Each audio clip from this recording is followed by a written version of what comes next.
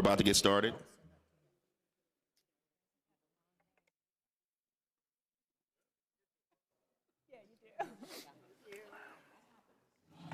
you, sir?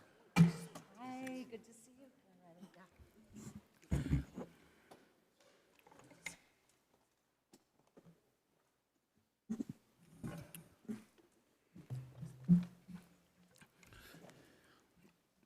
Good afternoon. Welcome to one of two of our afternoon hearings today. Today we are joined by Pennsylvania State System of Higher Education, as well as our friends at the community colleges throughout this Commonwealth. Before I begin, Chairman Struzzi, any introductory comments? Yes, thank you, Chairman Harris. Good afternoon to everyone, and thank you for being here. A very quick overview. The governor is proposing level funding for both the State System of Higher Education and community colleges. For PASSHE, $625.8 million proposal for the upcoming fiscal year. For community colleges, $277.3 million for the upcoming fiscal year. And it's also important to note that both of your requests were higher than what the governor is proposing. For PASSHE, roughly $651.8 million, and for community colleges, $294 million. Those were your budget requests. So I think as we go through the hearing, it'll be important for you to help us understand why you are asking for the additional funding and why the governor is proposing level funding. Thank you. Thank you, gentlemen. In the middle of the table is our timekeeper. All of our members will have 5 minutes to ask their questions. When the light turns green, they will proceed with their questions. When it turns yellow, that means that there are 30 seconds left. And when it turns red, that means time has expired. We would ask that you finish your comments. Before we begin, if we could all get our testifiers to stand so I can all swear you in.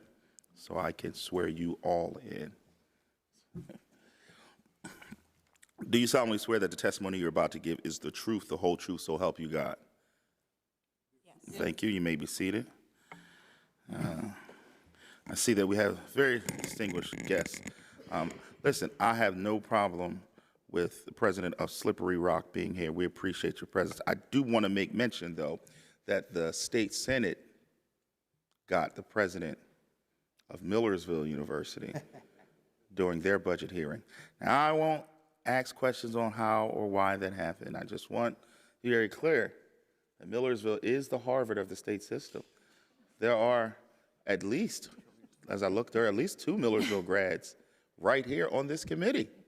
So I'm just put that out there that we love Millersville. Anyway, we'll start. Thank you. Oh, wait, and we have a student at Millersville right now, right? See, there it is. All right. Oh, and my fellow this year is where's he at? He's the student body president of Millersville University. He's a fellow in Appropriations office. All right. All right. We'll get started with Representative Kincaid. Thank you, Mr. Chairman. And proud Bloomsburg graduate. So I actually think the good chairman from Indiana would set this up very nicely, because my first question is, there's a big discrepancy between what your proposed budgets were and what the governor proposed, and can you explain that? Certainly, I'll start. Thank you. The Board of Governors is required to submit a budget request in October, and we worked and did submit that, and we took a look at our situation and determined that the 5% increase that we requested would enable us to keep tuition at the same level into the following year. So we're incurring cost increases and other factors, and we felt that a 5% increase, less than what we had requested the previous year, and requires us to focus on keeping our belts tight. We saw some improvement in retention, and retention, of course, means more students are staying, so therefore there's additional revenue over what we had expected. And so we felt that 5% would put us in a position to be able to hold tuition level. We still have that position. We understand the challenges that are existed in the current budget and understand the governor's decision. We feel that an investment in the state system of higher education is an investment in the future of the Commonwealth, and continue to advocate, hoping that we can get some consideration for our increase so we'll be able to hold tuition level. If we were to not get funding, we would have to step back and take a look at the factors that exist at that point in time. I'm not going to commit right now to say that would mean that we would increase tuition by some certain level. We have to look at retention. We have to look at how enrollments are shaping up for next year, factors around cost of operating the universities. And of course, this process takes place over many months, and by July, we would hope to be in a position where we have the information that we need to be able to determine what we're going to do next. Thank you.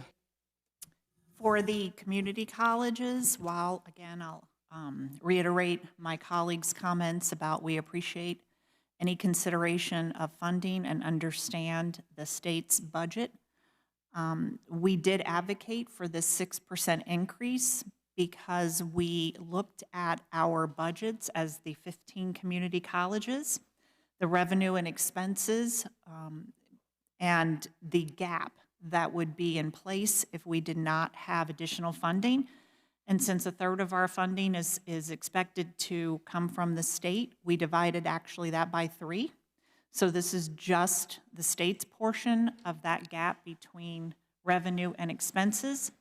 Since we were flat funded this year and requested an increase for this year, being flat funded next year would just add to the situation that we're currently in, which is we had to curtail expenses in order to meet our budgets, and our boards do require that balanced budget.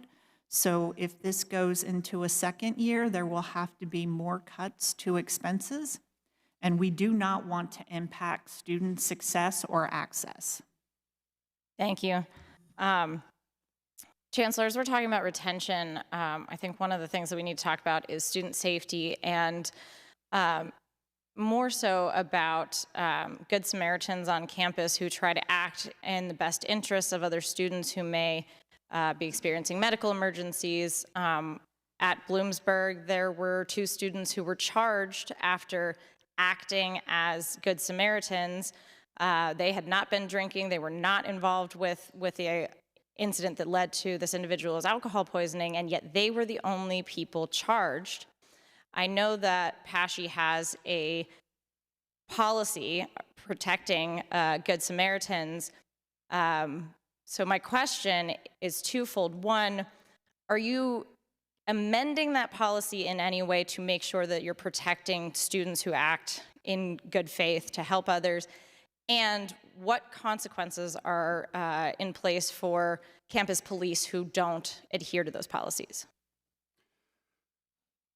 I recall that the conversation we had around that. I would have to refresh my memory on some of the facts associated with it, but generally speaking, having served as a president, we have a police force on our campus, and the police force, it's a commissioned police force, and they make the police judgments. The president doesn't overrule the decisions, the law enforcement decisions made by police. So I would, it's a complex situation. I think that frankly, I'm very supportive of the Good Samaritan policy. Our policy was always that we wanted to make sure that our students got home safely in bed, and if somebody happened to have consumed alcohol, we would much rather that they not decide to stay out somewhere so that they don't get caught, and instead would come home and be confident that they could safely get to bed. It's been the typical way that it's handled on the campuses. But when the police become involved, it becomes more complex. And I actually would have to dig into it a little bit to see where the policy ends and where the law begins. And typically our understanding is that the law would trump a policy. So I would have to really dig into it a little more to be able to give you a more definitive answer than that. But in terms of the Good Samaritan policy, it's a good policy. It works. Again, I don't recall the specific circumstances that led to the decision that was made, but I'll look into it further. Thank you. And I would appreciate actually having a further conversation with you about ensuring that the policy actually does protect truly good Samaritans and not just students who have imbibed alcohol. Thank you. Thank you, Mr. Chairman. Thank you, gentlelady. Representative Nelson. Thank you, Mr. Chair. Welcome, everybody. Special shout out to Dr. Stanley. It's great to see you up there at that table after working so many years together in Westmoreland County. I'm going to begin my questions with the community college, and then we'll shift over to PASSHE side. So it really was a nice dovetail because you had mentioned this concept of a third, and in an ideal world, community colleges are supposed to be funded in 3/3, right? It's a third from the state, a third from the local or county, and then a third in tuition. However, reality does, rarely achieves that ideal. So can you touch on what you're seeing the actual commitment to that third is for our community colleges? Certainly, and it's great to see you as well. Hope you're doing well. So in code for community colleges, it does state a third, as you've laid out. Unfortunately, since the code was enacted, that has not been reality. It is different for each particular college, and depending on the sources that come from the local community and then the tuition. Unfortunately, at this point, the students are bearing much of the burden of attending a community college, so it is fortunate that we are so affordable and reasonable so that we're not limiting access. But it is also dependent upon the particular institution and, again, their local support and how the state support factors into that. Sure, that's great, because at least my understanding, rough numbers, our community colleges, their number 2 biggest population, about 245,000 students, give or take, and I think it works out to about $1,000 a student. We had the state relateds in earlier, and they're getting 5, 6, 9. So I understand the importance of being able to fund one of the biggest, local participation areas. I'd like to shift over to the PASSHE side, and we asked a similar line of questions with our state relateds, and that was in the area of our SIP codes, or the classification of instructional programs. We were fortunate. Both chambers unanimously enacted the GROW PA scholarships, and I'm fortunate to serve on that FIA board, but there seems to be this SIP gap conundrum, particularly with PASSHE schools. It looks like about 1,700 students that were initially awarded those $5,000 scholarships were then said, well, you may not qualify, not because of the student's action, but because of PASSHE's disconnect with the SIP codes. What are we doing to correct that gap? This is a silly problem, I'm afraid. We don't create the SIP codes. They are handed to us. But you choose the SIP codes, sir. Well, the programs are classified within SIP codes, but we can have, within this great structure of the codes, there are 2-digit codes and 6-digit codes, and there are different levels of refinement. And I think what has happened was never what was intended, because you might have a program that absolutely meets the spirit of the program, but because it has a slightly different name or a slightly different focus, it falls into a different category. I guess the concern is we want to really see our PASSHE schools aggressively looking to resolve this CIP. Well, we're working on it. We absolutely. Do you have any updated information on that? Well, I know I'm tight on some of that time, but in the state relateds talked about some glitches that had held up student funding and other things, FAFSA funding in past years. The students have signed this master promissory note. We just want to make sure that these students that are committed to staying in Pennsylvania, that, will PASSHE be honoring that while we're in the midst, so they don't get hit with this $5,000 bill, on top of it, because it's a big swing for families. Well, we're working with FIA, and trying to sort all this out. And we're absolutely committed to making it work. We got blindsided by this the same as everybody else. Will PASSHE be honoring that 5,000 and holding that, or are you planning to charge those students in this gap? Are you going to honor that 5,000? Well, as long as the funding is clarified, certainly we are prepared to honor the funding for the students. We don't want this to fall on the students. It's not their fault. This is just a bureaucratic glitch, and we commit to making sure that it gets worked out. Okay, thank you. Thank you, Mr. Chair. Thank the gentleman. Representative Young. Good afternoon, everybody. I'm going to go ahead and give my little shameless plug to Community College of Philadelphia for the reasons that our chairman had said earlier in reference to his experience. I will say I do have a daughter who attends the school, and as a parent, because I'm a parent first in this space, I always like to remind people of that, and we like to entrust our children with systems and places that will help nurture them in a holistic way. And so I will say my daughter has found her voice at CCP along with a community and independence. So thank you for your leadership in that space. Recently, I attended an opening at CCP, which is the Healthcare Simulation Lab, and as innovative as that lab is, and as welcoming and as encouraging as those students were when they were explaining how those real-life experiences help give them confidence in the workforce, can you tell me, when it comes to managing tight budgets, and this is not just for CCP, this is for whomever, but when you are creating such initiatives that is really bringing that classroom to career type of pathway to your student body, they're excited and they're open and they're helpful in wondering like what the world can really look like for them. But you as a system is sometimes challenged with managing a tight budget. So when it comes to managing tight budgets, how are your PASSHE universities and community colleges deciding what they can scale back on while still keeping campus safe, up to date, and welcoming? Is that directed at me?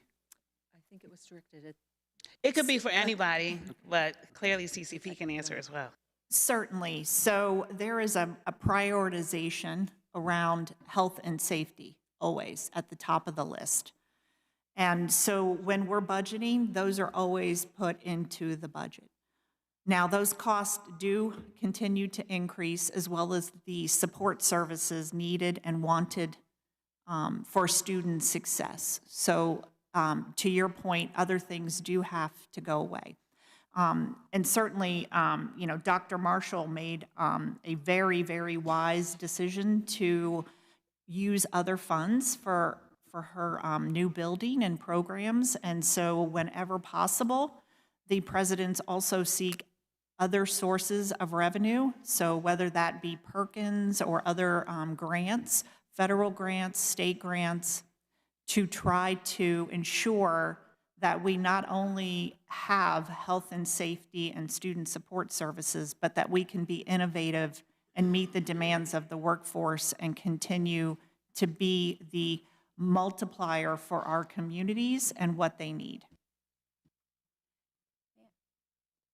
May I just add, I think Dr. Stanley is absolutely correct that in this time where higher education has become more competitive, we have become more and more interested in prioritizing collaboration and partnership, and that is indeed a way that we do keep costs down. So at BC3, we just announced that we're going to be starting a radiological technology program, or RadTech. We did that in partnership with the hospital. They will be donating equipment. We had a private donor to build out the lab. So it does fall on us to, of course, ensure health and safety, but to be more innovative in our thinking and our partnerships, and really reaching out and seeing where we have good matches in the community. Since there was a shout out to CCP, this is Dr. Marshall, I'd like to respond to that. Thank you, Representative Young, for highlighting our healthcare simulation lab opening. As Tuesday mentioned, we did use additional funds supported by Perkins to provide some of that. And part of it is exciting because we have the real-life mannequins that have been funded by Perkins that allow our students to take an opportunity to learn in a simulation setting how they're going to treat patients, right? And to gain that confidence that we speak about that community colleges are so great at building for students who are not sure about their pathway. So we are excited about that. In addition to that, we have recently just launched our Navy expansion project. This was a public partnership with the U.S. Navy to provide an investment of $2.7 million to provide programming to support students in short-term programs through naval welding and non-destructive testing, as we're working to help create a pipeline to support the shipbuilding industry, particularly at the Navy Yard. So it's an example of ways that we are looking to innovate. Part of the work that we have to do, as Representative Young has mentioned, is about innovation and making sure that we're providing a high-quality education for our students, and we can't stop doing that, even though we may have some challenges on the funding side. So we are looking at alternative funding structures, but it is very tight. So thank you for that question. Thank you. Thank the gentlelady, Representative Mustela. Thank you, Chairman Harris. First off, I want to welcome the folks here from Butler County. I'd like to thank them for making the trek out here. Dr. Newpower, longtime president at Butler County Community College, the new president, Megan Koval, and Dr. Riley here from Slippery Rock University, of which the good chairman visited last year, right? Yes, you did. Yes, exactly. And I do hope you come back next time. Hopefully, Dr. Riley will be there to share your on campus. But I have a couple questions here. The first one I'd like to address with the two presidents here, President Koval and President Riley. The dual enrollment program that we know is through the Pennsylvania Department of Education. And so it's not money directed to the universities or the colleges, but it goes through the Department of Education, kind of like a grant program. And I know BC3 uses it. I'm not sure about Slippery Rock University, if you use it. And just generally speaking, what types of kids use this program? I could start with President Koval if you'd like. Like, what types of students are you looking for? Do they seek you out? Do you go into the high schools to talk about the program? Yeah, that's a great question. Thank you, Representative Mostello, and good to see you here in Harrisburg. Dual enrollment is an area of growth for many institutions across all sectors of higher education, but particularly, I would say, for community colleges and certainly for BC3. So in this current academic year, we had a 25% growth in dual enrollment. And we adjusted some some things on the cost side of the house. We also really ramped up the relationships with our existing high schools to get those numbers up. But I think your question about who it's for is a really good one, because I think at times there can be a misconception that it's for maybe just high-achieving students who just want to, knock out a few college courses at a lower price point. And that is certainly a very fine use of dual enrollment. But from our perspective, we are trying to expand it. So, for example, this coming fall, we will now be in all high schools in Butler County. And we really view it as a point of access to higher education. So getting to those students who maybe thought, college isn't for me, and I'm not sure if I can do this, and now they have the opportunity in their high school, and they take that class, and they say, I have that confidence, I can do that. Some students will take those credits and go to four-year institutions, and some will come to BC3. Right. And do you still have a campus in Lawrence County? We do, BC3 And are you Lawrence. reaching out to any of those kids in that county also, or? Yeah, great question. We just opened a new campus in Lawrence County, BC3 at Lawrence, and for the first time this fall, we will be running a program called Early College Pioneers there, where the high school students will be able to come to that campus in the morning. And does Slippery Rock have anything? We do engage in the dual enrollment, I think pretty typically for a four-year institution. I would say that one of the areas of growth for us has been in our STEM-H programs. So we do have a fast-track program in engineering. We just added a full complement of engineering programs at Slippery Rock, so I think that that's great. I think that we do also, I think, try to target our education programs and have really targeted teachers or future teachers. We do, enrollment increase was about 1,400 students over the past year, so that's been great. We're very excited about that. And 4 universities within PASSHE did receive those grants. So an area for growth for us, and I do think, to echo Megan's praise for the program, is that it does allow students to see themselves as a university student, as a college student, and to come in with a level of confidence that we don't sometimes see for all of our students. Good. I just want to shift gears for a second, just for a quick question about some other things. We've heard it a lot during these hearings. I'm sure all of us, when we go back home to our districts, we hear the same thing about skilled workers, skilled trade workers.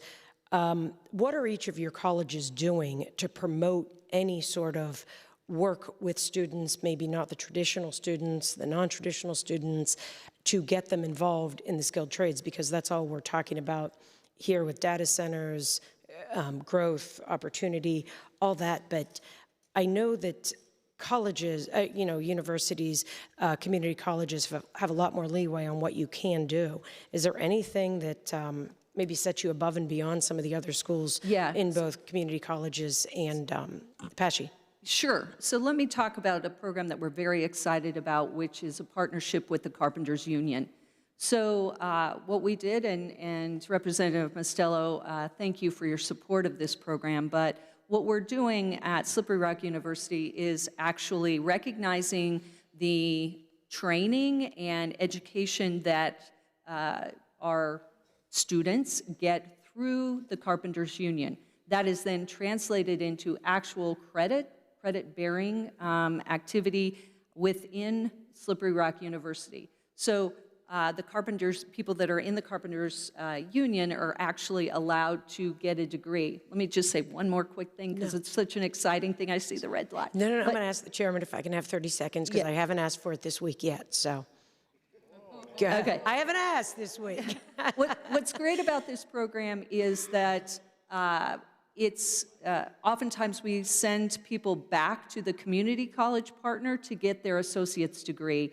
Then they can come to Slippery Rock and get either a full bachelor's degree, or we've got 3 stackable credentials that stack to a bachelor's degree in applied science. So we're very excited about the program. I hope that it serves as a model for other universities moving forward. That's good.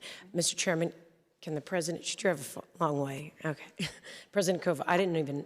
I can be very brief. I would just say that a benefit of being in a community college and certainly sharing a county with a PASSHE institution, we're very connected to local business and industry. And so anytime something new is happening with a business or industry, so for example, down the road from BC3 is Cleveland Cliffs.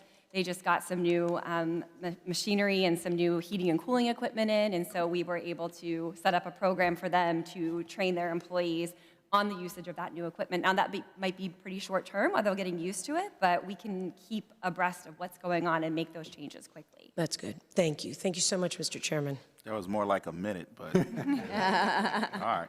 Representative Mullins. Thank you, Mr. Chairman, and hello, everyone. Thank you so much for being here.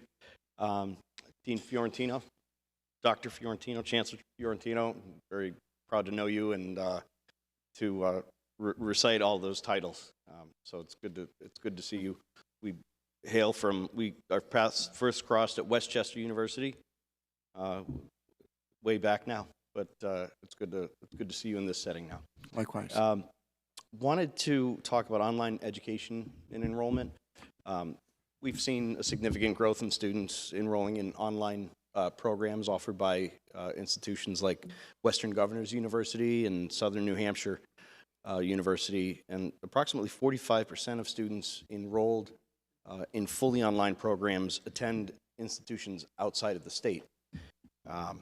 Just wondering what plans or strategies PASSHE, the state system, has to try to grow its offerings for online learning. Are there barriers that you're facing that are presenting challenges and limits? Just love your perspective on that. Thank you, and nice to see you, sir. Well, you're right.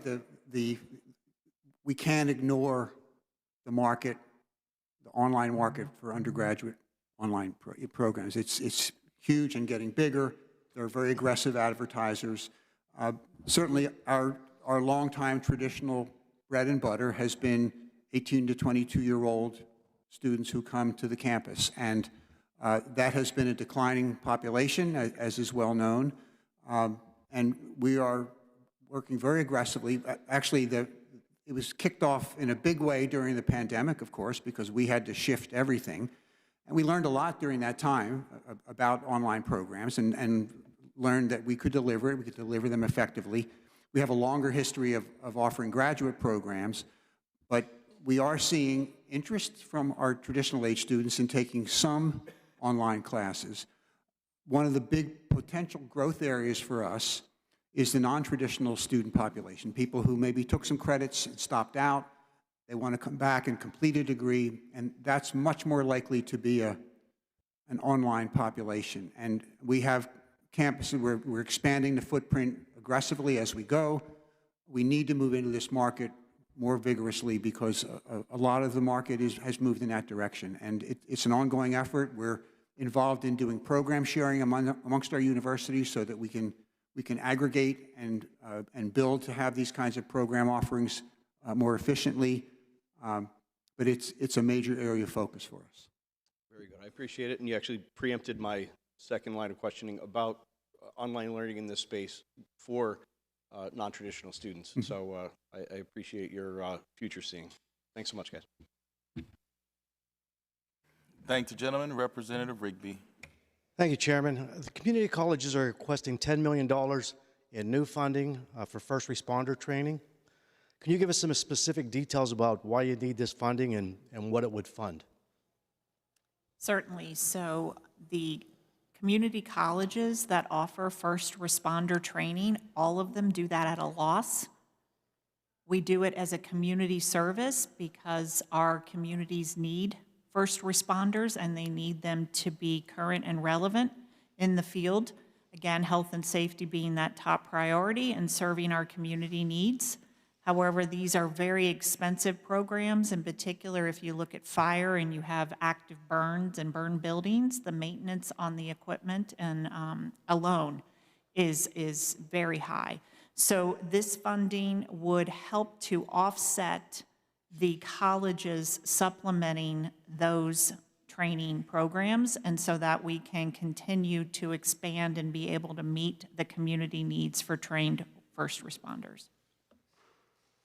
It was in your request a note that the funding for this training was discontinued decades ago, and all community colleges offering these training programs do so at a loss, as you had just mentioned.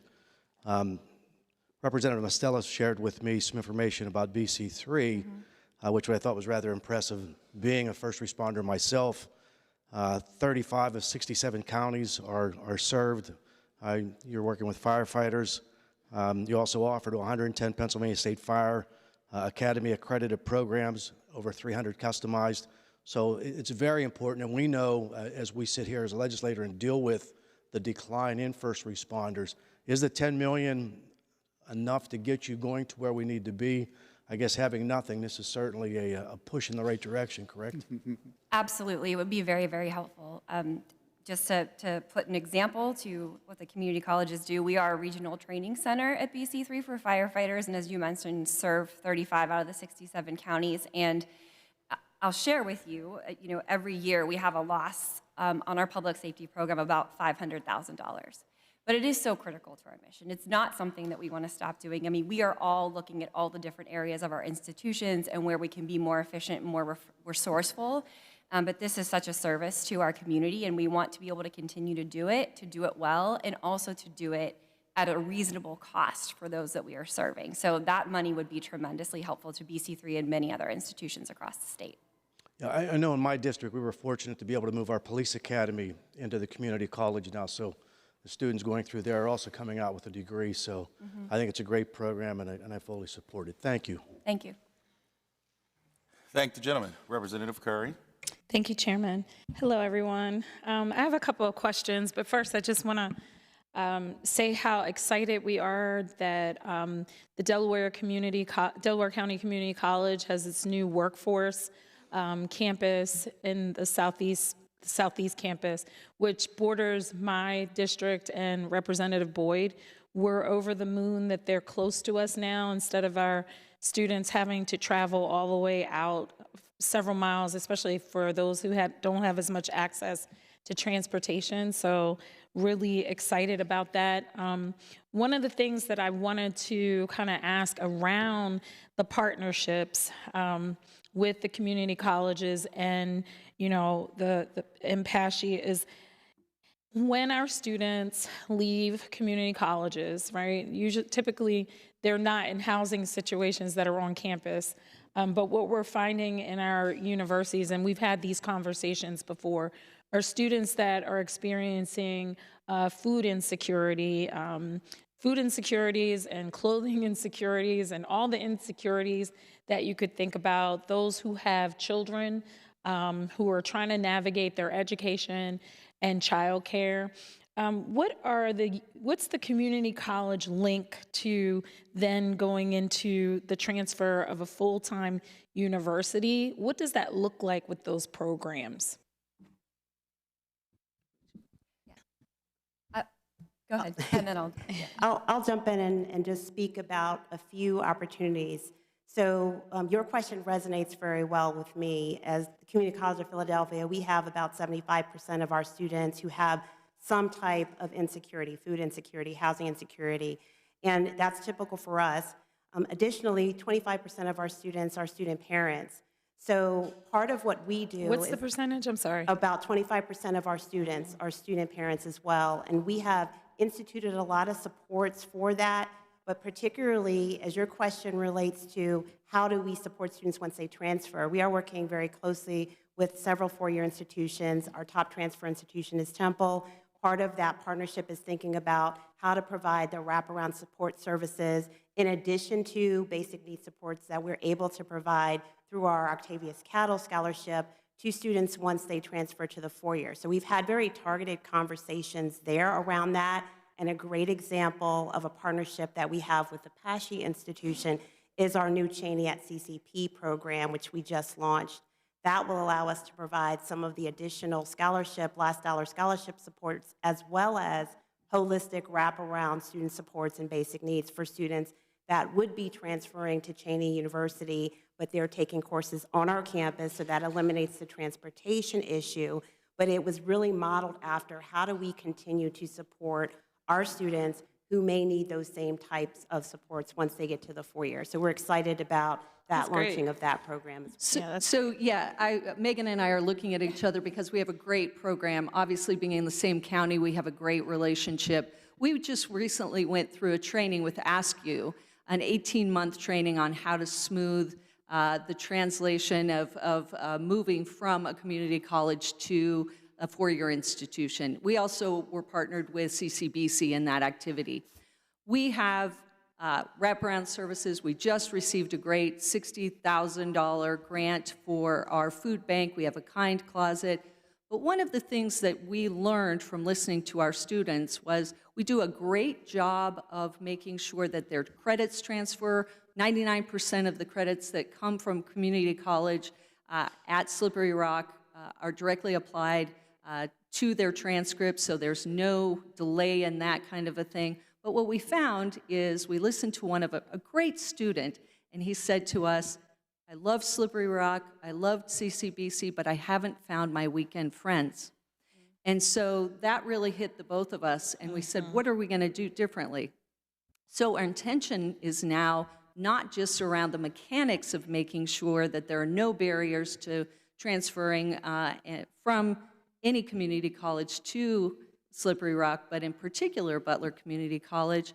And Butler Community College is taking on some very new initiatives, bringing buses of students to social activities like football games, like basketball games, like our Rock the Weekend events, so that those students start to develop friendships at Slippery Rock. So when they get there, they're hitting the ground running, not just inside the classroom, but outside the classroom. So we're really excited about that. Yeah, I really appreciate that. That just made me feel really happy because, it's you great. know, just having our students feel comfortable that they're going from community college to another university and having those wraparound services are critically important. Thank you for your time. Thank you, Chair. Thank the gentlelady, Representative Flood. Thank you, Chairman. Welcome. Thank you for being here this afternoon. Last year, we discussed demographics and the decline in traditional age high school graduates across the Commonwealth. You all indicated you were fighting the decline in traditional age students by trying to attract more non-traditional age students. How are those efforts working, and what do your enrollment does enrollment look like, those trends look like between those two groups, traditional and non-traditional age? Thank you. We've made a good deal of progress.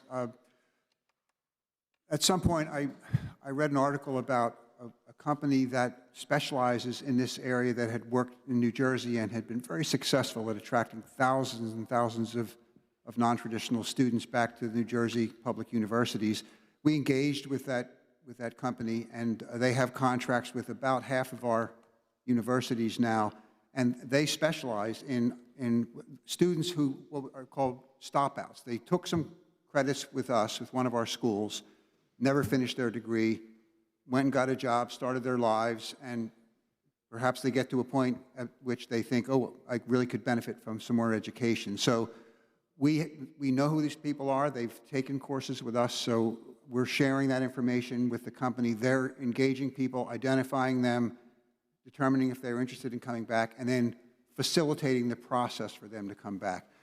We started it this year. They told us that there's a ramp up on efforts like this. It's about an 18-month process to really start to build some numbers. But we are working very aggressively, and all of the institutions, whether they have engaged with the company or not, are responsible for increasing their non-traditional enrollments and trying to increase the overall enrollments, because it is a sizable extra market in the Commonwealth. And there are challenges around it, because we can't just treat them as if they're 18-year-olds coming to live in a residence hall. They're at a very different place in their lives, and we need to recognize that.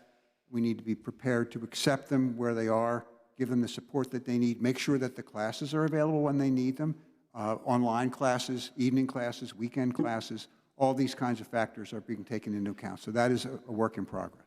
Well, I think about those people who are into their career and decide, this is not for me, I want to make a career change.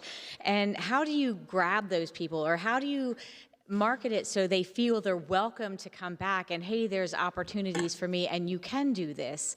Because I know you have a family now, but now we have online classes. How do you market it that to make sure people know there are other options and they don't have to stay in a dead-end career, or, you know, they're struggling to find a job. They know that they can take a different direction. So how are you reaching the people? No. I think that we've created what we're calling the third arm of our academic enterprise. So we have undergraduate programs, we have graduate programs, and then we have certificates, micro-credentials, professional development, and stackables. And the goal here is threefold: new programs, new partnerships, and new approaches. We have to be partnering with industry so that people actually know what is available to them and how they can access it. It has to be delivered in a way that makes sense to them, at times that make sense to them. You know, you made a really, really good point about the demographic cliff.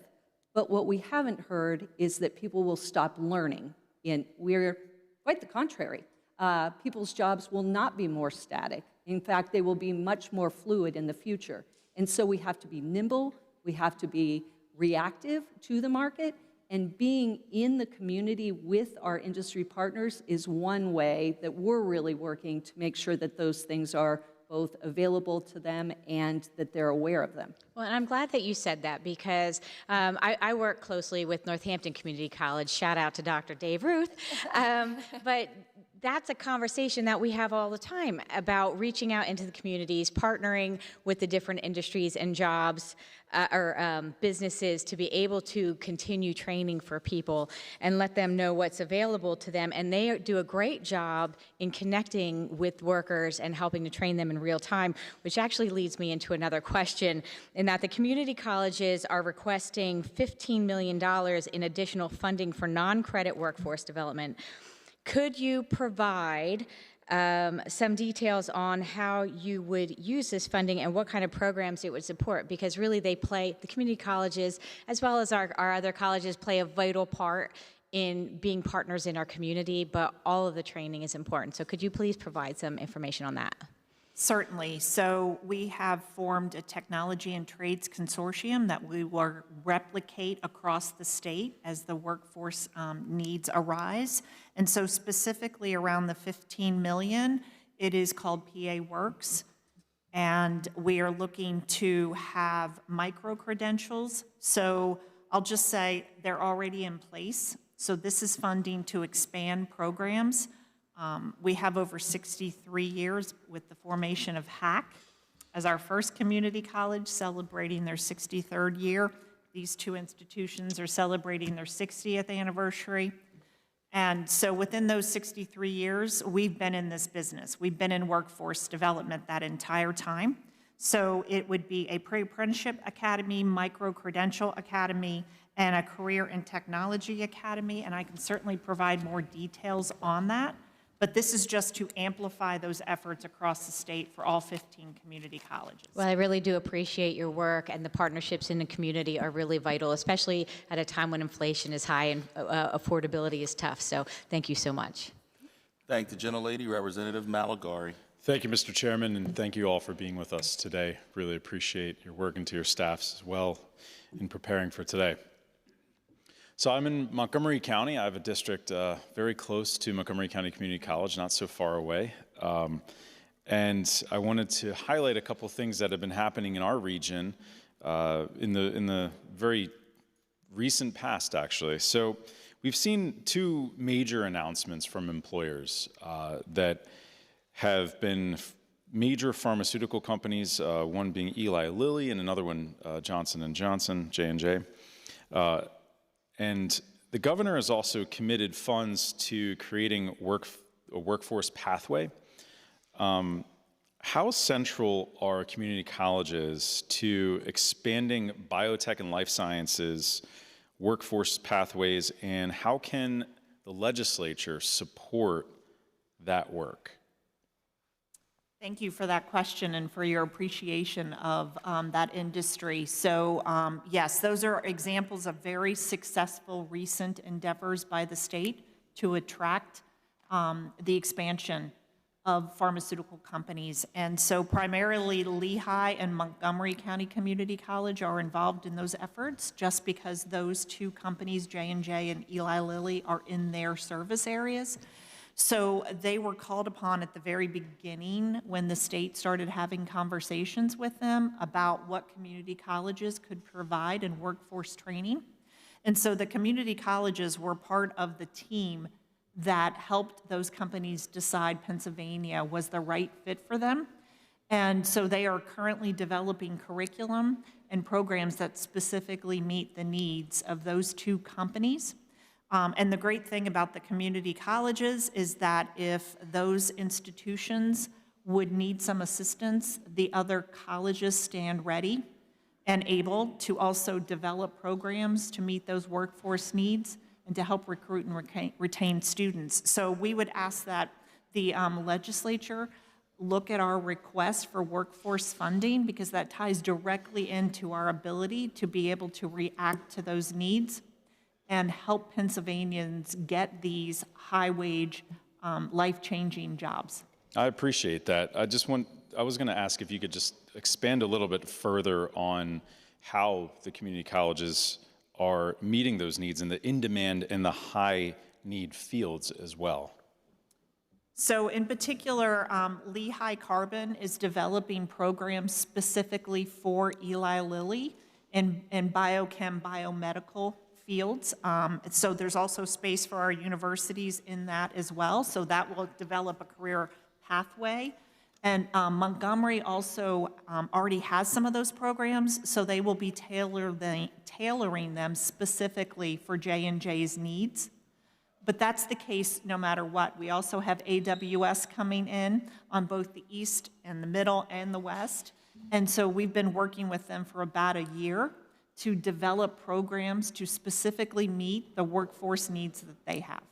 I appreciate that community colleges have been very nimble within their educational offerings and to allow for students to really be able to pick a career that they want to work in, but also the community college has been really great in being nimble and able to reflect the needs of the workforce in the immediate area or the surrounding area of which they serve. And that's a really important aspect to community colleges. I want to flip over to the PASSHE schools real quick.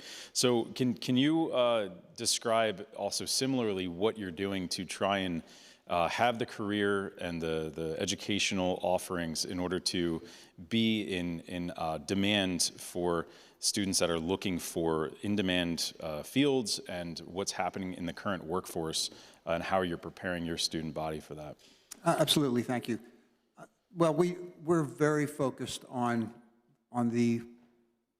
making sure that we're preparing graduates who are meeting the needs that we're seeing in the Commonwealth. And if you look at the students we're graduating, this past year, over 13,000 students graduated in business, the health sciences, nursing, other health programs, education, social work, psychology, engineering, all the major areas that the Commonwealth needs new employees in. We're very focused on doing that. And if I could flip over to my colleague to talk about some of the new programs at Slippery Rock that have been added that are showing significant enrollment growth.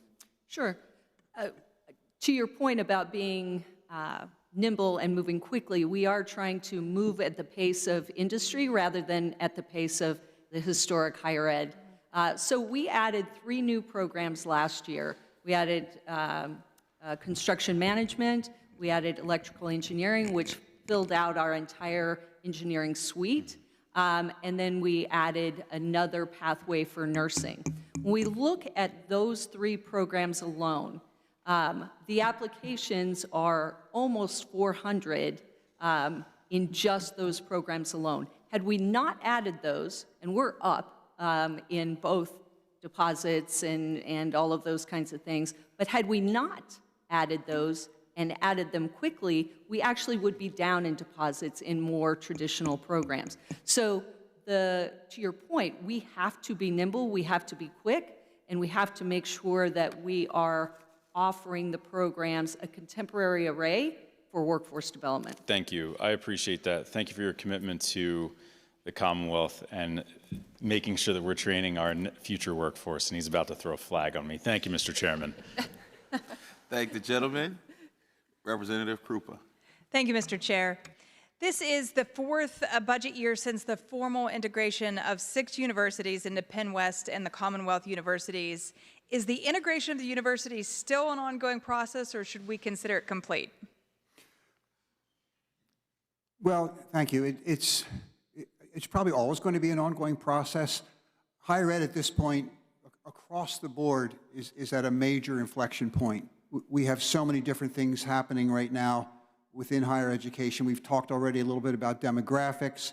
We've talked about the shift to online education. We're seeing that a greater percentage of high school graduates are choosing not to go to college at all. So there's a lot going on. What we can say at this point, we have been successful at ensuring that we are continuing to offer program opportunities for students in these very rural areas of the Commonwealth as a result of combining the schools.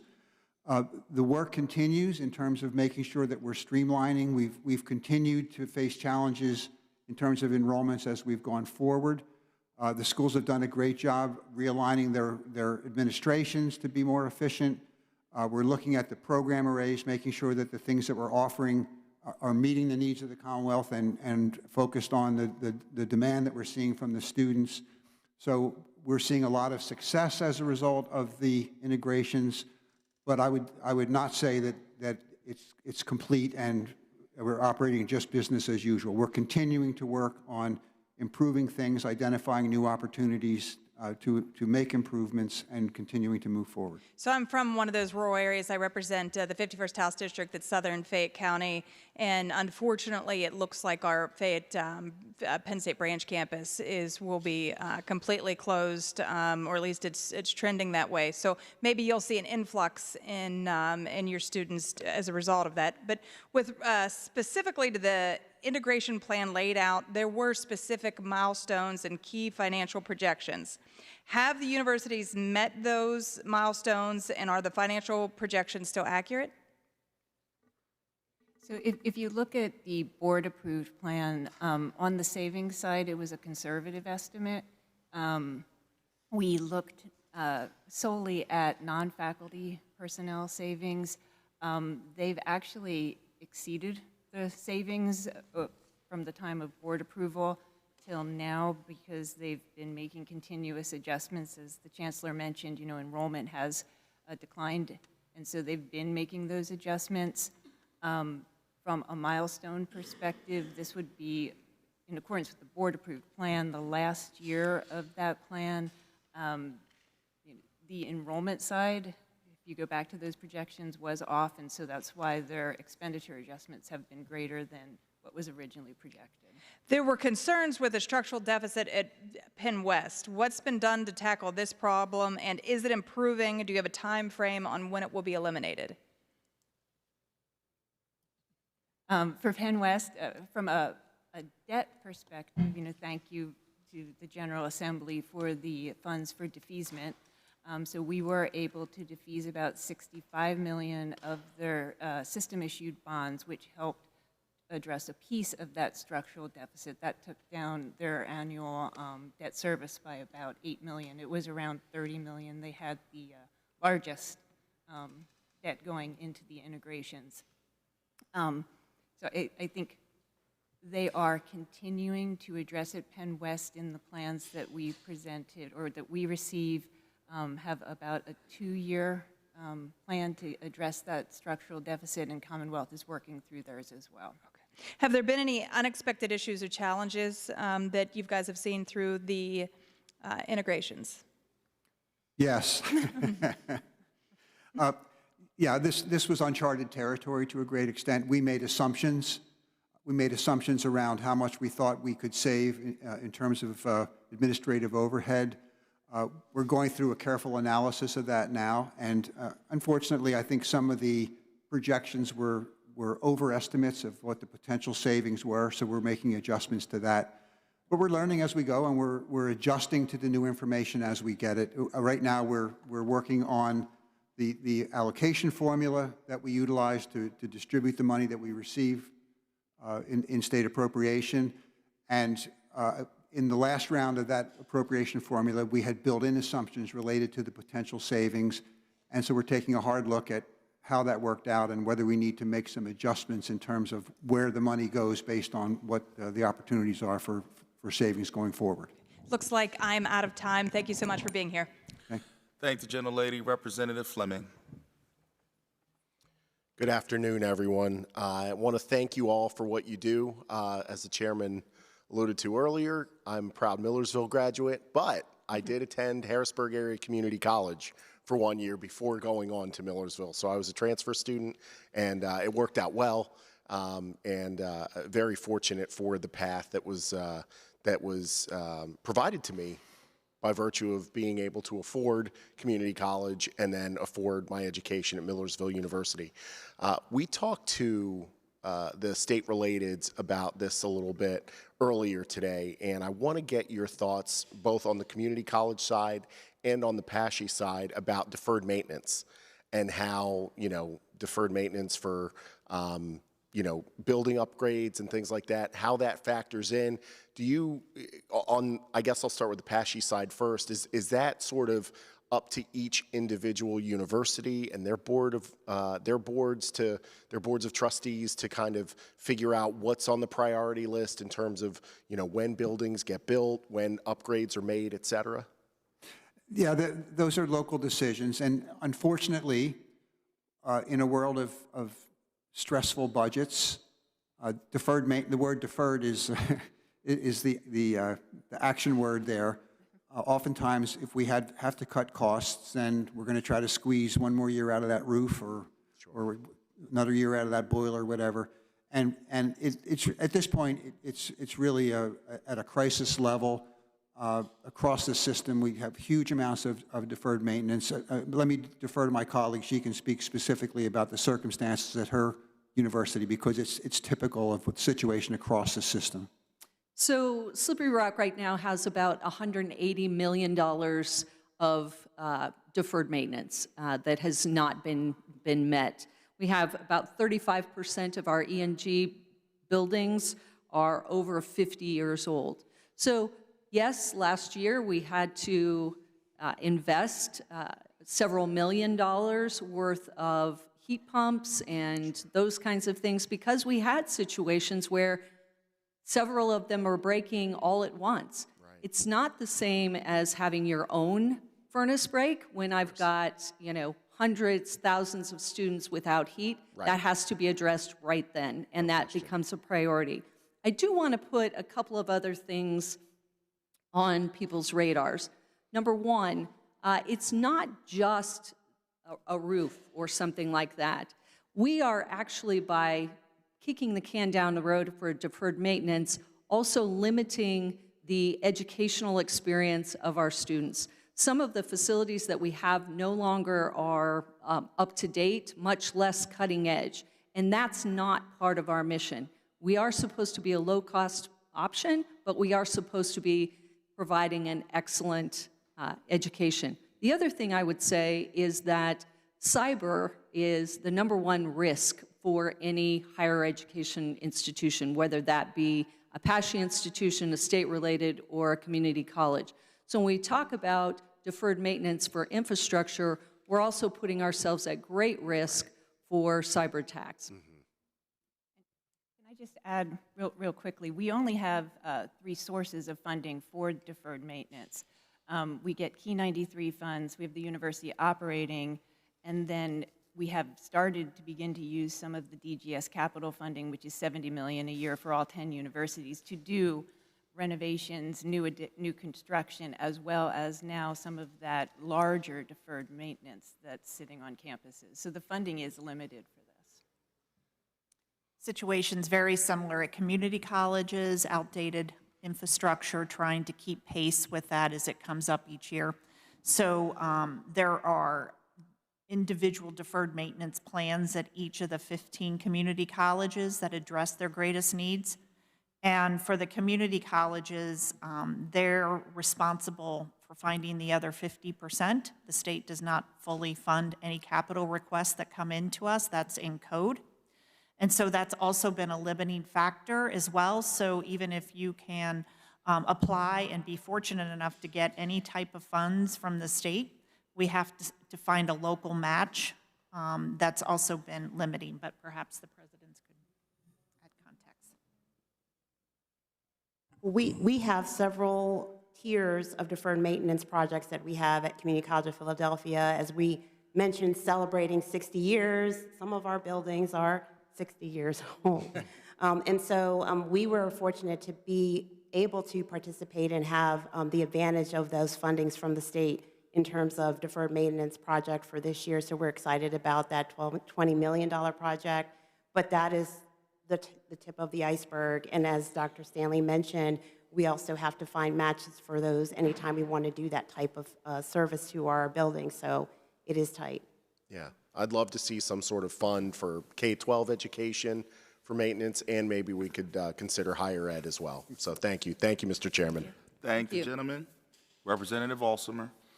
Thank you, Mr. Chairman. Thank you all for being here today. A proud graduate of East Stroudsburg University, so get right to my question. Obviously, the better prepared students are when they enter your colleges and universities, the more effective you can be when educating them, and the quicker they move through your systems to completion. But I'm sure all of you must provide some form of remedial education. Is the need for remedial education at your colleges and universities increasing or decreasing? And I'll start with the community colleges first. So I can go ahead and kick things off. I don't have the exact number with me right now, but I'd be happy to follow up with you on that. From what I understand, it is has been increasing slightly, and so we are, continually taking stock of our students and their preparedness when they come in. Always trying to make sure that we're testing in the appropriate ways for the levels that they're coming in at, and then modifying our courses accordingly. So I'll speak to Community College of Philadelphia. Additionally, our numbers are increasing. However, we have implemented what we call math pathways and accelerated learning pathways, which is an opportunity to pair courses, developmental courses with credit courses, and do a just-in-time remediation type of pedagogy, which really minimizes the time. So I think at the end of the day, we're talking about getting students through more quickly. We're talking about how do we do that, and it may or may not be that we have significant number of students that are placing in developmental, particularly, as you know, the Community College of Philadelphia is a minority-serving institution. Disproportionately, students of color tend to place in developmental education, so we are an open access institution. We have tons of students that need that, but we're working through how do we make sure that they're not wasting time and they're still moving through quickly, even if they come with a few skills that they're lacking in math and English, for example. The additional piece of that is working with our school district to make sure that we're aligning our curriculum so that when they get to us, they have what they need. So we're looking at trying to hit it at multiple ways. With PASSHE, historically, when we speak about remedial education, typically that means for us they don't get credit for it. We realized that that was probably a bad idea because many students were coming in and in their first semester, instead of taking a full load of courses, they may have taken a remedial English class and a remedial math class and ended up with only 6 credits. So even before they finish their first year, they're behind the 8 ball in terms of the pace for graduation. So we tended to move these kinds of things into the summer, and what we focus on, we are access institutions. We know that we bring in many students who are coming with challenges, whether they be academic challenges, financial challenges, study skills. There are a whole array of challenges that put them at risk in terms of being successful. And all of our institutions are now focusing a lot of effort, a lot of personnel in roles that are called different things, mentors, concierge, support, really focused on making sure that we're meeting the students where they are and helping them to be prepared to meet the standards to make progress towards graduation. So those summer, winter programs, if I'm not mistaken, they go summer, then January, integration. Do you have any idea on the success ratio of those students that start off in the summer? I don't know if you have any anecdotes, but we could look that up and get that to you. My general sense is that it's quite successful. They come in, they stay in a residence hall for a period of weeks, and they get a feel for what life is like on the college campus, which is one of course, the big challenging transitions for students who are coming into higher education. They're moving into an environment where they have a much greater self-responsibility compared to what they're coming from. So we see it to be successful, but we can get some numbers. Yeah, our Jumpstart program is exceedingly successful. So we look for students who might, for any reason, feel that they need a little bit of an extra boost at the very beginning. This would not fall into the remedial category, but it does give our students a leg up in that space. I would like to say that we have seen an increase in students that have 504 plans and those kinds of things. And we have a great faculty and staff that are able to meet those students' needs. So again, as Chancellor Fiorentino said, our job is not for those students to be ready for us, but for us to be ready for them. And so we have added programs, added training, added great staff in order to support our students that come in with perhaps a different learning style or a different learning profile. Thank you all very much. Thank you, Mr. Chairman. Thank the gentleman. Representative Brennan. Thank you, Mr. Chairman. Thank you all for being here today. I'm a former community college professor, some of the best days of my last life. I know the transformative work that you all do at our community colleges and our PASSHE schools. It is wonderful to see kids coming through and doing great things. So I'm going to come back to a topic that Representative Rigby had asked about, the $10 million in first responder training funding. Obviously many of our local municipalities are facing a cliff trying to find volunteers. It could be a huge expense for our municipalities. I'm wondering if you could maybe elaborate a little further on some of the specific benefits you'd expect, some of the programs that might be being held back because we don't have the funding allocated, and what are those benefits that this funding might actually go to? More of a tangible, what are we holding back on, and what could be out there to be using that fund for? Sure, I'd be happy to start. So They're very expensive programs to run, as you might know, because of the equipment and even uniforms and things like that that have to be always up to date, and safety is a priority for us. So we have a burn building at BC3, for example. Anytime we need to do maintenance on that building, it is upwards of $80,000 to $100,000, and that's just one example. We also have a rail car and other fire simulations, a flashover on campus, and those require consistent maintenance to be safe. In terms of the training, we do our best to provide heavily subsidized and in some cases free training to the firefighters, particularly within our county. And we want to continue to be able to do that, and that is something that increasingly is a risk that we are facing when we're facing such a loss every year, about a $500,000 loss, is that we are no longer going to be able to make that training either affordable or free in some cases. And especially, as you mentioned, for the smaller municipalities, I mean, they just simply don't have that kind of money, and many of them volunteered. So for BC3, equipment, but also making sure that we can train people in an affordable manner would be where those additional funds would be very helpful. Yeah, and I know, oh, go ahead. Is another example. Some of the community colleges are working with their communities to try to bring in junior firefighters and try to encourage young people to be volunteer firefighters to fill that gap in the rural communities. That all will still need to be at low cost or no cost in order to entice them, as well as to supply equipment and get them trained. So some of that would fall on the local firehouses, and some of that falls on the community colleges. And that has been very limited because of the inability to further subsidize. So those would be expanded. Yeah. And I know it's not getting any easier for our first responders, and particularly our volunteers. And I've worked closely with Bucks County Community College. Representative Marcel and I have a bill that addresses some of these funding issues. So I do hope we can try and help you there.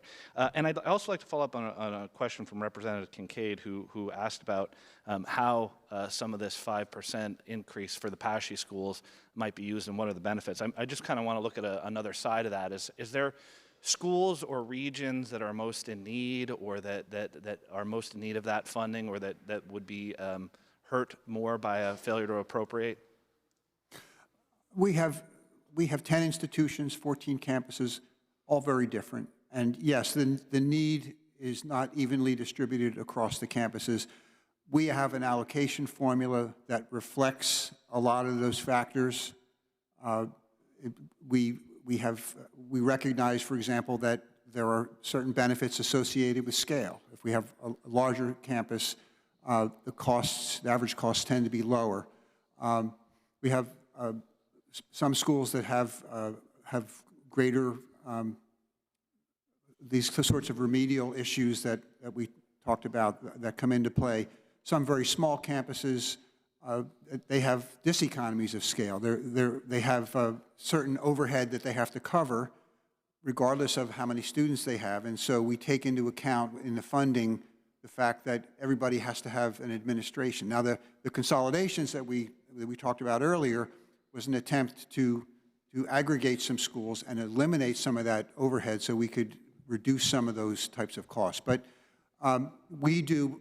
whatever we end up receiving, we run it through this formula that's very carefully crafted to take into account the different needs, and there are different academic programs. Some programs are more expensive than others. And to some extent, we can take that into account. I don't think we do it perfectly, and I think President Riley would agree with me when I say that. We should get all the money. But we do our best to understand what the differences are and distribute the money appropriately. Thanks for your time. Thank the gentleman, Representative Reichert. Thank you, Mr. Chairman. Chancellor President, I just, real quick wanted to, just highlight our comments from a lot of our members about workforce development and the need to ensure that when our students graduate that they are prepared to enter directly into these businesses. And Chancellor, if I may, I want to brag a little bit about Shippensburg, which is not in my district, but it supports a lot of folks in southern Franklin County, and I know that they have work-based learning. They are partnering with employers in our area to shape curriculum so that those students can find jobs directly after. They're expanding internships and just truly, preparing students to enter the workforce. Is that something that SHIP and the trustees are doing down there, or is that something that we're doing PASSHE-wide? Well, every campus is a little different. I visited the program that you're talking about at Shippensburg, and I was in a lab with students who were doing incredible work, and there were 3 or 4 employers in the room with them, and they were learning in that lab, and then they were going and working with the businesses. The businesses were relying on those students to be skilled workers. Just an incredible program. We have examples of that at many other institutions, Slippery Rock included, and once again, I'll defer to my colleague who can give you some more specific detail there, but it's a common thing across the system at this point. Good. Do you want me to address Please, this? yes, I yes. thought you were going to ask another question. Yes. Great. First of all, I do have to apologize to my great colleagues because I know I can't take all of the money, so I just want to be on the record on that. In all seriousness,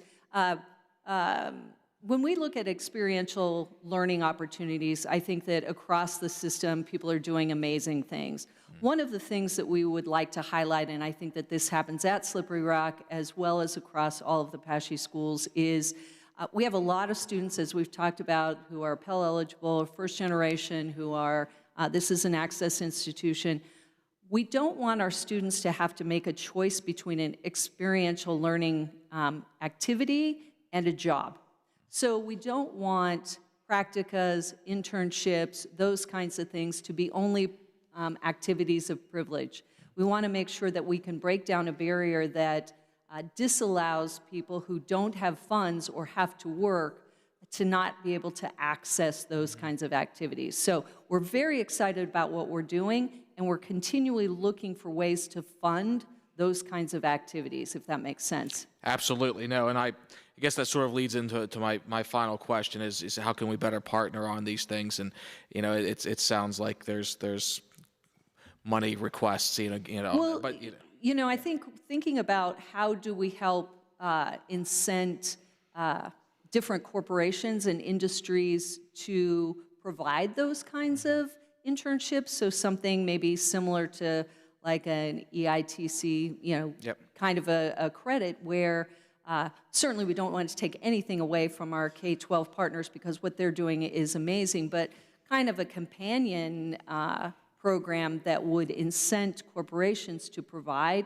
funding for internships and practica would be amazing. That'd be an extraordinarily novel approach, and I certainly appreciate that, and I look forward to partnering with all of you on ways that we can continue to do that. So thank you all for your time today. Thank you. Thank the gentleman. Representative Brown. Thank you, Chairman, and I am thrilled to see 2 of my schools here. So President Koval and Dr. Riley, thank you for all that you do for Lawrence County. These 2 women, as you've probably been able to tell, have done amazing things at these schools. So at a previous hearing, we've discussed university and affiliate housing debt. I'm sorry.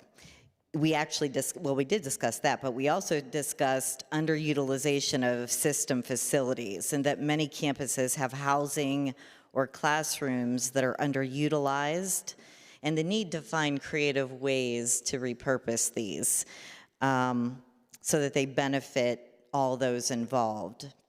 And typically this involves partnerships that take time in the community. But a recent article for you, Dr. Riley, quoted Slippery Rock as being one of the most extensive, or having one of the most extensive academic overhauls in modern history.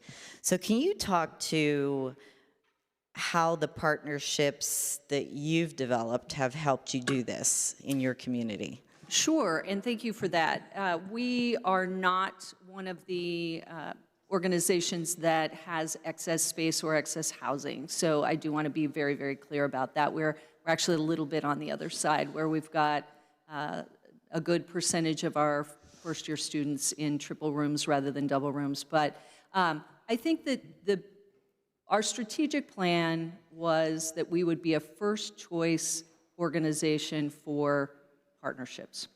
And that was what we were trying to do. And so we have made an intentional goal for us to go out and seek partnerships, to listen to our industry partners to modify our academic array. So we have a great provost and we have great faculty. And what they did was listen to our industry partners and change how our departments were organized.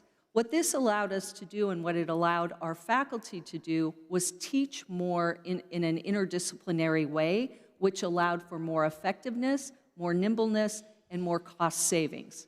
And that transformation has really made a difference for us. And we've been exceedingly fortunate. We've been essentially up in a down market, and our retention numbers are well, we set a PASSHE record for retention this year, so we're very excited about that. And we're very proud May of I you just as jump well. in a second to address the other issue you raised about empty buildings? We are actively pursuing opportunities to try to repurpose some of these buildings. There are conversations going on that are at various stages because we recognize that these are buildings that are sitting there costing us money, and if we can repurpose them to the benefit of the community, we want to do that. Also, in many cases, we've heard how old the community colleges are. Our schools are even older, and so we have some buildings that are even more than 60 years old and really are past their useful lives. And as we have had downsizing exercises on some of the campuses, we've moved out of these buildings, and we're looking for opportunities to be able to demolish them because they're sitting there costing us money. So in some cases, if a building is past its useful life, the best strategy is not to repurpose it. It's to just knock it down and eliminate all the costs associated with it. And we do allocate some of our capital funds to demolition, and we've had conversations about trying to identify additional funds that we could be able to utilize for demolition, because that would benefit us because it removes those carrying costs that are in our budgets that aren't really doing anything productive. And we so appreciate that. I can tell you that after sitting in these hearings for a couple weeks now and listening to all the inefficiencies and ineffectiveness of some of our departments, it's very, very rewarding to hear the things that you're doing on the other side of that. So very quickly, President Koval, when you came to Lawrence County or you moved to your new location, the newspaper was quoted as saying you developed a true integration into Lawrence County. So can you talk to us about some of the examples of the partnerships that have worked for you in doing that? Yeah, absolutely. So BC3 has been in Lawrence County for 26, 27 years, and we recently moved locations. We had a space that was just too big for us. And so we decided to right-size and move into a new location. That's located in Shenango Township, and that's kind of in the middle of a former strip mall, but has really been repurposed. And even in making that move, and we've had the opportunity to integrate further into that community. We are right next door to Shenango High School. So one of the things that we did, I mentioned earlier how collaboration is so important to us. We did not build a chemistry lab because Shenango High School has a chemistry lab. So now our students will go over there and take their labs whenever it's time for them to do so. We also collaborated with the Lawrence County Learning Center, and they are now sharing space with us. So very similar missions. They were in need of some space. We had some extra space, and that is only to the benefit of our students. Again, we appreciate all you're doing in our community and how creative you've been with your budgets. Thank the gentlelady. Chairman Cutler. Thank you, Mr. Chairman. Thank you very much for being here this afternoon. I appreciate it. I appreciate you taking time out of your very busy schedules. I also want to thank all of you conceptually as both a father and a tuition payer. Our son, very similar to Representative Fleming, he started at Hack, dual enrolled in high school, and now he's going to graduate from Millersville this May. So I personally appreciate the integration that I've seen between the community colleges and the PASSHE system. But the question I have is specifically about the Grow PA program. I know it's new. We heard some growing pains this morning, particularly related to some of the coding, because some programs qualify at some schools because they're coded a certain way, and then they may not qualify at other schools. So as we're looking to use this tool for building the workforce here in Pennsylvania for those high in-demand occupations, That program also provides in-state tuition discounts to out-of-state students who are willing to commit to live and work in PA in that occupation for a period of time. From your view, are there any other changes we should be contemplating as a General Assembly in order to make the program more efficient or remove some of the bureaucracies, such as the coding issue that came up earlier today? I think that the program is great. Obviously, we've had more traction in-state. Remember, we're asking people to come to school here and commit to staying here after. That's a bigger decision for somebody from out of state than it is for somebody who's here. One of the things that we have experienced, that President Riley mentioned a moment ago, that Slippery Rock has no excess dormitory space on its campus. Several other of our universities are in a similar position. They just don't have any more room.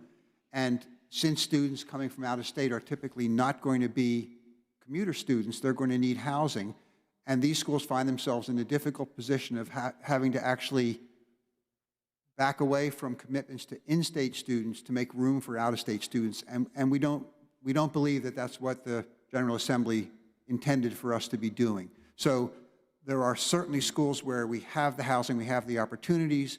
We're trying to develop better processes. In fact, I met with Jim Steely from FIA to talk about how we might piggyback our recruitment across state lines. FIA works in Ohio and Maryland and West Virginia, for example, and they're taking our materials with them when they go and meet with students, prospective students in those areas.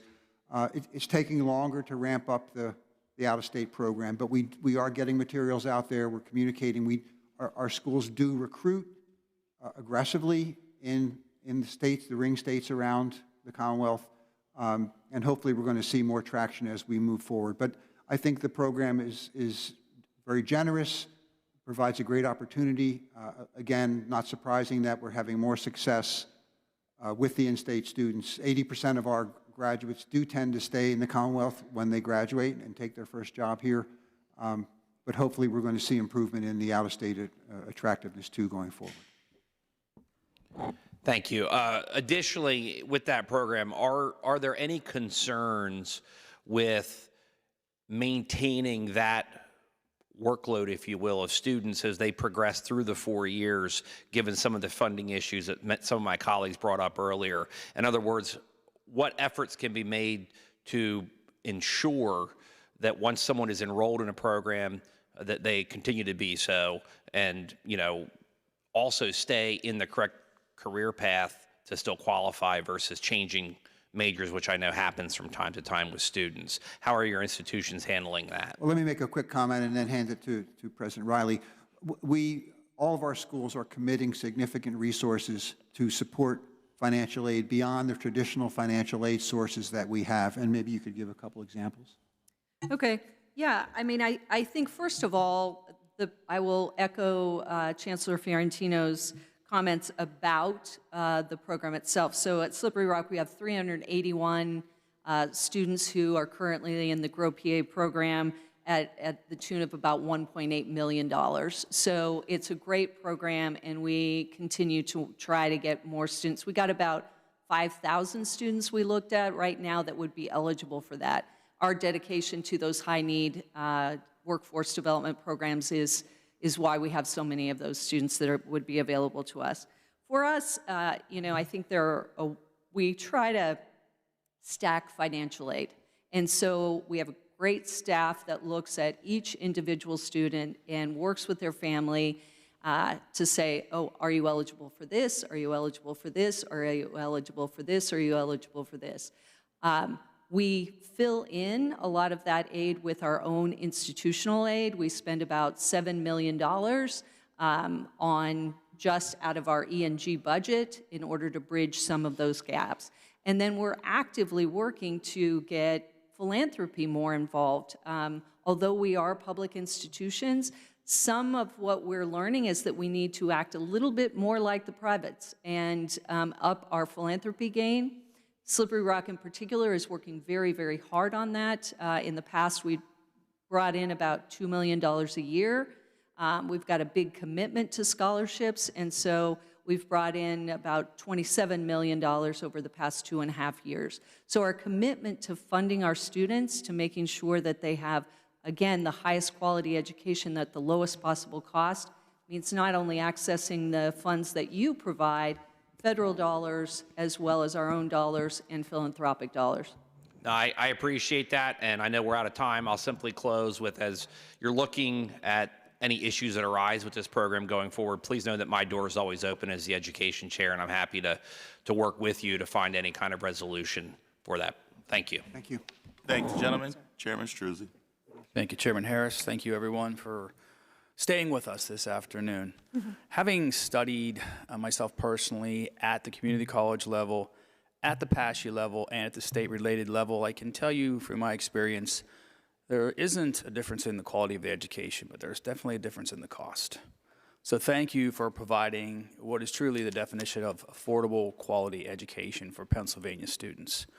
A very quick, I think I'd be remiss if I didn't give props to Indiana University of Pennsylvania, IUP, right, in my district, and the first ever soon-to-be College of Osteopathic Medicine within the state system, making tremendous strides to address our rural healthcare needs and provide that additional option for medical students. And I think it's just going to be outstanding. So I applaud that effort. I know you're well aware of it, Chancellor. So we want to see that continue. But very quickly, you know, we had the state relateds with us this morning, talking about their increasing budgetary requests, and I know that you have similar requests in mind. I know the governor's flatlined pretty much all of our higher education entities.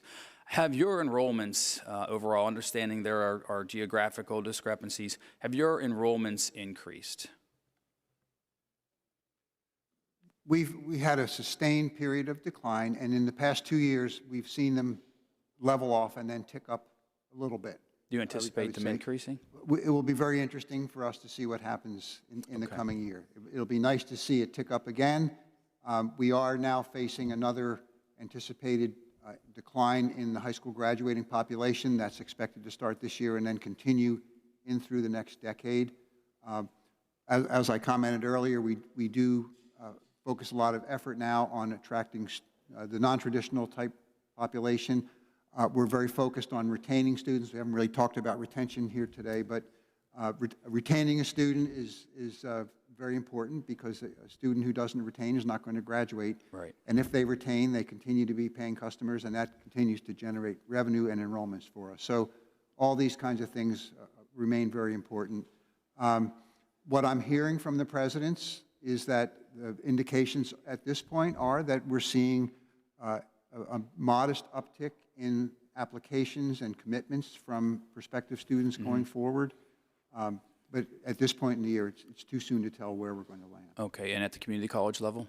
So this year, we were up across the 4%. That does, vary by institution, but overall, just like PASSHE, we leveled off, and now we're seeing a slight increase, and it is too early for the community colleges to predict what next year will look like. Okay, well, I appreciate the honesty related to enrollments.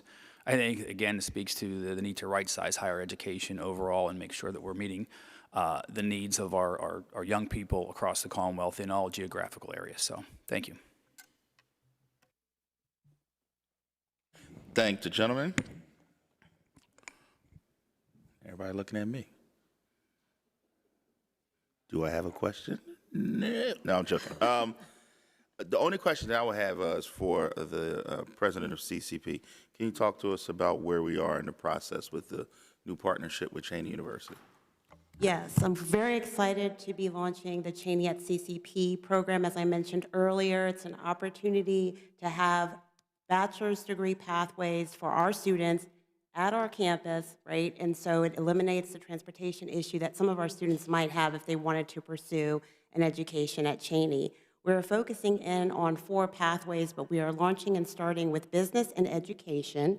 We want to make sure that we are contributing to the pipeline for teacher education, and we know that there's a shortage of teachers in the Commonwealth, and CCP really wants to be a part of that. So we're excited that education is one of the pathways.